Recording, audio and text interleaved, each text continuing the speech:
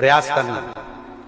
बैसाख के महीने में मिट्टी के पात्र में जो रात्रि भर जल रखा हो, मिट्टी के पात्र में, अगर आपके पास में घड़ा हो, हंडा हो, नी हो तो दिया हो, दीपक हो, कुल्लड़ हो, कोई भी तुम्हारे पास में जो मिट्टी का पात्र, उसमें जल भरना। वो जल बैसाख के महीने की किसी भी सोमवार के दिन, किसी भी सोमवार के दिन, बैसाख महीने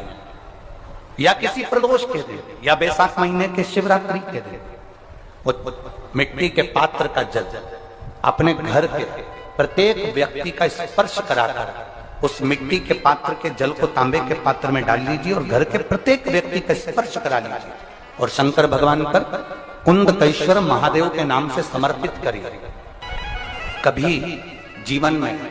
पीछे पलट कर देखने की जरूरत नहीं पड़ेगी, आप उन्नति की सीढ़ी की ओर बढ़।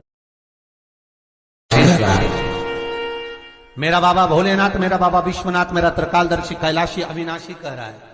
कि हे पार्वती,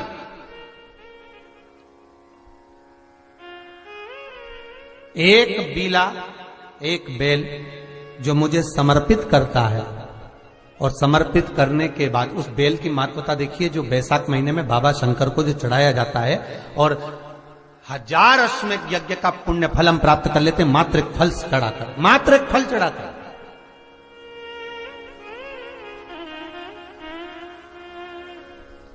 जैसे इससे पहले जो एकादशी कही, जिसको त्रिविधि एकादशी भी कहते हैं, पद्म पुराण में लिखा है और विष्णु पुराण में, एकादशी के दिन द्वादशी भी पड़ जाए, एकादशी के दिन त्रयोदशी भी पड़ जाए, मतलब एकादशी, द्वादशी और त्रयोदशी तीनों तिथियां एक साथ पड़ जाए, और उस दिन एकादशी का व्रत जो रख लेता है उसको 1000 एकादशी का पुण्य फल प्राप्त हो जाता है। फिर वो जिंदगी में एकादशी करे चाहे ना करे। और फिर ध्यान देना, कोई मर रहा है, कोई तड़प रहा है, और आपने तो अपने जीवन में एक ही एकादशी करी और वो कौन सी त्रिविधि, और मान लो कोई मर रहा है तो आप उसमें से अपनी एकादशी में से आप 5 एकादशी दे सकते, भले आपने एक करी हो, क्योंकि आपने 1000 कर ली एक साथ, उसका पुण्य आप किसी को प्रदान कर सकते,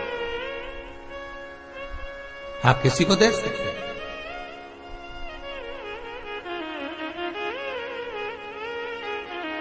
उसी तरह हे पार्वती, संसार का मनुष्य जब मुझे वो बेलपत्र समर्पित कर, वो बेल का फल समर्पित करता है, पार्वती वो फल जो मुझे चढ़ता है, फिर मैं भले नर्मदा के जल से निकला हुआ कंकर शंकर क्यों ना हूं, फिर चाहे मैं गंगा के जल से निकला हुआ कंकर शंकर क्यों ना हूं,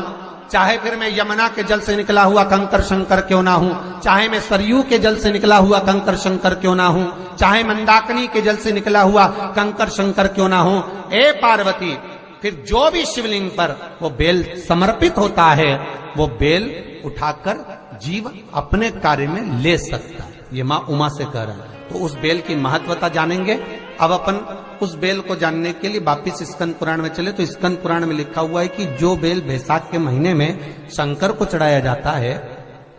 वो बेल का फल उठाकर रख लिया जाता है। बैसाख के महीने में उस चढ़े हुए, बाकी का आपको बेल का फल खाना हो तो बात दूसरी, पर चढ़ा हुआ जो बेल का फल है वो पूरा बैसाख नहीं खाना। बैसाख के बाद में अगला जो महीना आए, उस महीने के अंदर उस फल के अंदर का गुर्दा निकालकर उसको सुखा लीजिए, और सुखाकर जिस व्यक्ति को पत्थरी की बीमारी हो और जिस व्यक्ति को पेट में बहुत भोजन पचता ही नहीं है, पूरा शरीर पाचन क्रिया बेकार हो गई, उस व्यक्ति को केवल 7 दिन तक शंकर पर चढ़ा हुआ वो बेलपत्र प्रदान कर दीजिए, पत्थरी भी बाहर और पाचन क्रिया भी ठीक, जिंदगी भर तकलीफ नहीं। उस बैसाख में उस फल की इतनी महत्वता बाबा भोलेनाथ स्कंद पुराण, लिंग पुराण, नर्मदा पुराण, पद्म पुराण के अंतर्गत, शिव महापुराण के अंतर्गत वर्णन कर, उसकी महत्वता है। वो बेल का फल साधारण नहीं हो सकता। कभी शिव मंदिर में जल चढ़ाने का मौका मिले और आप शंकर जी के मंदिर में जल चढ़ाने के लिए जाएं, तो केवल जल चढ़ाकर वापिस मत आना, केवल बेलपत्र चढ़ाकर वापिस ना आना, दिया लगाकर वापिस ना आना, आते आते बाबा भोलेनाथ जी से ये भी पूछ कर आना, बाबा आप मंदिर में बैठे रहते हो, बहुत दिन हो गए आपको बैठे बैठे, चलो आज मैं आपको मेरे साथ लेकर चलती हूँ और मेरे घर तक लेकर चलती हूँ। श्री शिवाय नमस्तु। शिव जी को हम जो जल चढ़ाते हैं उसका एक तरीका भी हमारी जिंदगी में अगर हमने उसको स्मरण में रख लिया तो हमारी कार्य की सिद्धता को सिद्ध कर दे। सीधे जल चढ़ाना, दक्षिण में बैठकर उत्तर की ओर मुख कर कर जल चढ़ाना, अशोक सुंदरी से लेकर शिवलिंग तक जल चढ़ाना, 5 स्थान पर गणेश, कार्तिकेय, अशोक सुंदरी, जलाधारी, शिवलिंग पर जल चढ़ाना 5 स्थान, और 5वां जल समर्पित करना। 5वां शिव जी को 5 नंबर का जो जल आता है, जो जलाधारी है, ऊपर जिसमें पानी भरा रहता है और नीचे एक एक बूंद टपकता रहता, जलाधारी में जल समर्पित कर कर उसी जल को बचाकर अशोक सुंदरी वाली जगह पर थोड़ा सा चढ़ाकर उसी में से जल शिवलिंग पर जब हम समर्पित करते हैं तो हम जिस कार्य के लिए जा रहे हैं वो कार्य सफल होता ही है। आज भी शास्त्र कहता है जिसका राहु गड़बड़ चलता है, जिसका केतु गड़बड़ चल रहा हो, पत्रिका में राहु केतु अगर तुम्हारे को दोष दे रहे हो, तकलीफ दे रहे हो, कुछ नहीं, एक सफेद फूल लेकर 21 बार आपके ऊपर से उतार कर राहु का स्मरण कर कर शंकर के चरणों में जहां से पानी नीचे गिरता है, शिव जी को जल चढ़ाते हैं, जलाधारी में से जहां पानी नीचे गिरता है उस नीचे वाली जगह पर जहां पानी गिर रहा है वहां ले जाकर उसको रख दीजिए। राहु जिंदगी में कष्ट नहीं दे सकता, कभी जिंदगी में कष्ट नहीं देगा, सुख का अनुभव करवा दे।